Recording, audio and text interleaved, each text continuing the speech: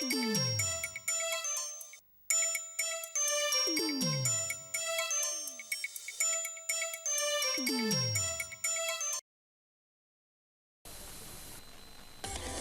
season of Girl Talk is proudly sponsored by Highway Vision.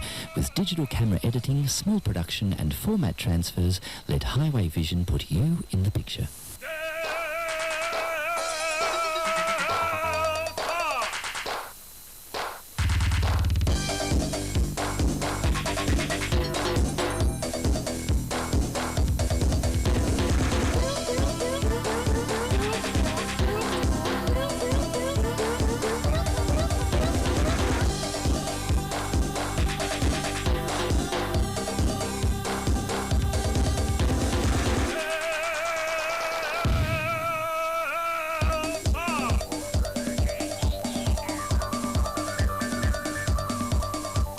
It's the launch of the Queer Film Festival. That's right, yeah. Are you a regular patron at the festival? Absolutely, yeah. Go every year.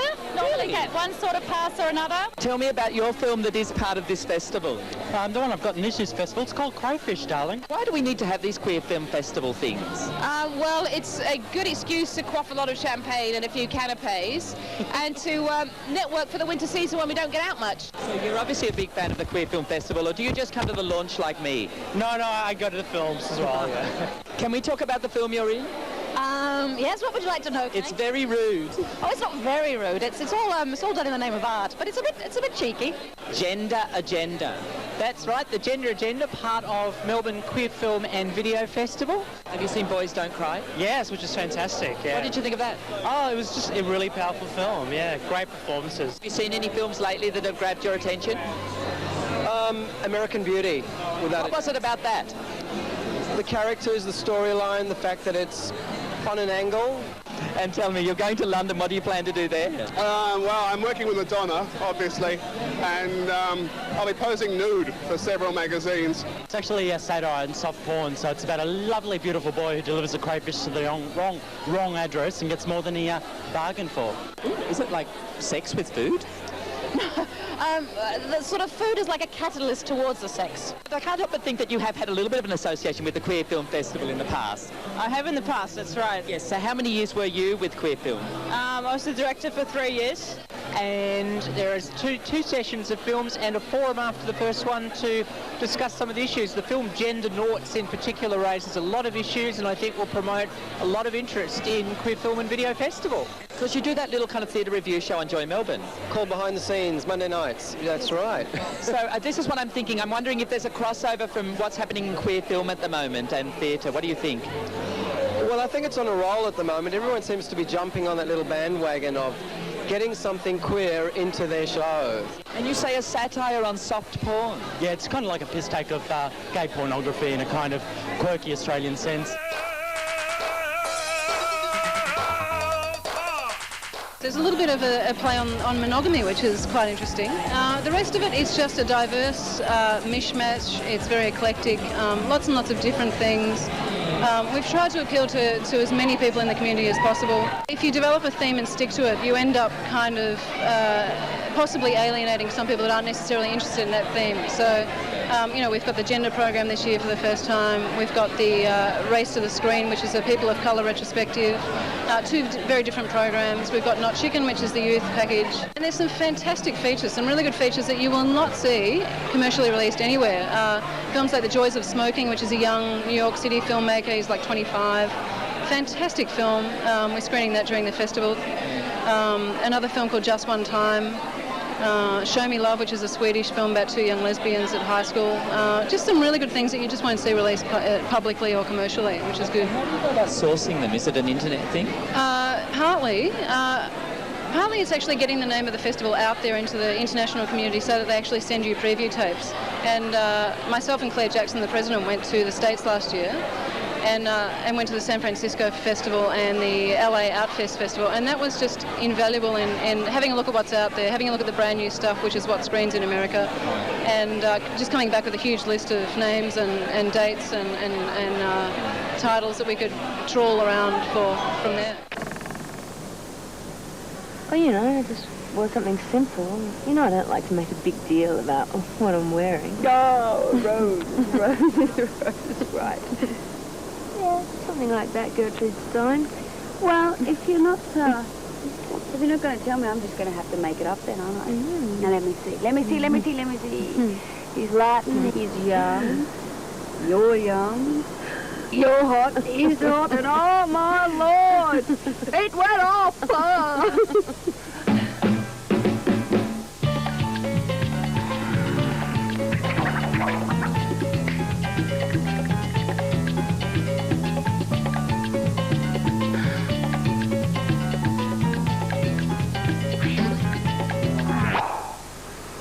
Man, this is a friendship here, all right? Our viewers can hunt down the film festival, and this year the main venues are where?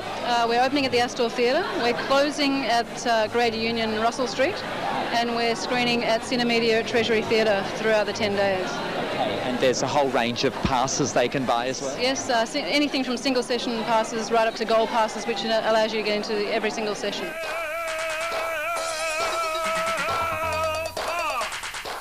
Is this excitement for you? Oh, absolutely. And your film is called Bear. It is, yep. Tell me, what's it about? Sex and voyeurism. It's fascinating because it's about two boys that actually watch two girls. Yeah, two boys who watch two girls. We call it Two Boys, Two Girls and a Spot of Accidental Voyeurism. And what the repercussions of that, really, yeah. Yeah, no, it's fun, it's sexy, it's about two boys watching two girls, and the two girls' breakfast gets more and more amorous until they're actually fucking on the kitchen table, and he has a reaction to this which creates chaos, and then there's more sex all round. Okay, I want to pull you up. On the kitchen table, there's a fabulous scene in The Postman Always Rings Twice on the kitchen table. Yeah. Is it a bit of a take on that or not really? In a way it is. It's a little queer interpretation of that, but actually it's more up against the wall and in a shower. The kitchen table is where it starts. Okay. Yeah. Progresses. Moves around, yeah. And you're using some fine actors in this little film as well, yeah? We're using some amazing actors in this film. We're really, really honoured to be working with this cast. We've got David Tredinnick, who was nominated for an AFI award last year for his role in Halifax FP.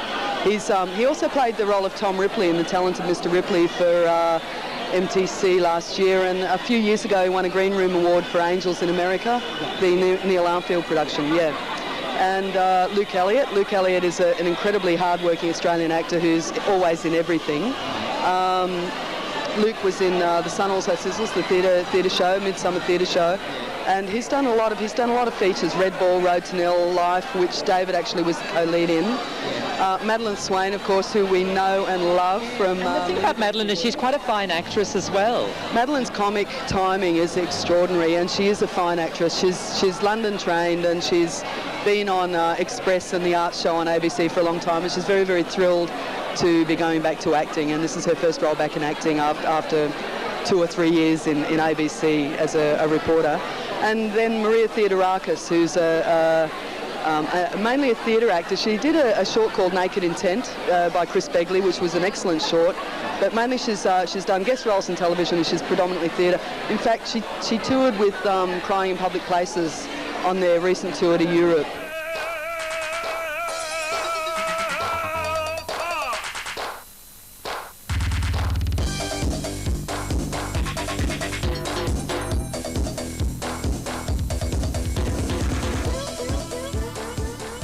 Lovely to see you. You too. You are here at the Queer Film Festival. Exactly. And are you a regular patron? No, I'm not. First time. Are you First excited? Timer. Very. I just thought it was really funny, really light, but also showing the agony of teenage angst that we've all been through. And we have, haven't we? Yes, we have, and I just thought it was gorgeous. Oh, look, I love the fashion accessories.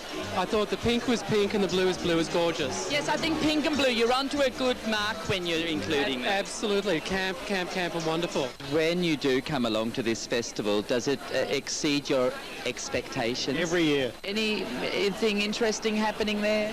Well, Better for Chocolate, which is on tomorrow night. I caught that one at the film festival, and that is fantastic. What's that about? Dykes.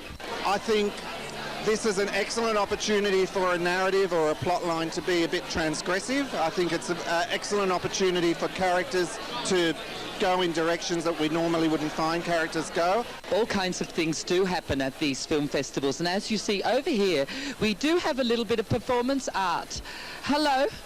Hello. What are you drawing? I'm colouring in. Ooh, are you right wing? And you're with the gaffer tape there. That's quite good for waxing. We need new curtains as well, darling. I really do, because the ones that we've got are a bit tatty at the moment. Performance art. And the carpet itself is just appalling.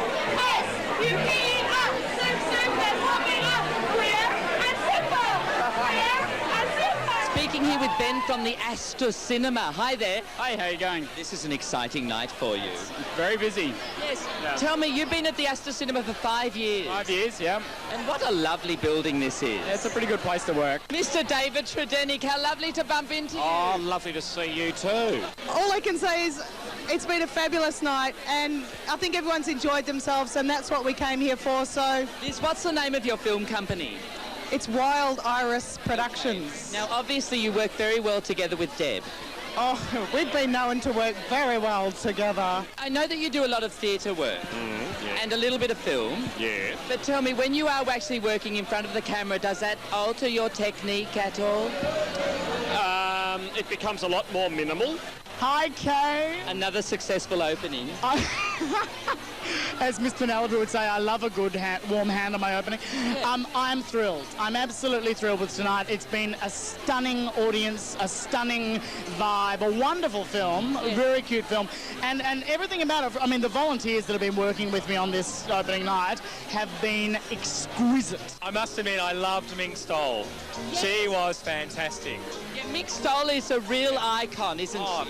Just unbelievable. All those John Waters films, and now she's in this. This is a fascinating time for the Queer Film Festival, number 10. It's a big year, I think, a big step. The fact that the festival has got to 10 years, it's still going strong and still showing really good queer film when queer has been part of the mainstream for a few years now. People are asking why the festival's still around. The fact that it is still around and still celebrating is a wonderful thing. I thought it was very stylistic. I thought it was wonderfully camp. Don't you think? It was, and the style of it was absolutely gorgeous. And quite a good discourse on the homosexual condition. I was enlightened, truly enlightened. Thanks for the chat.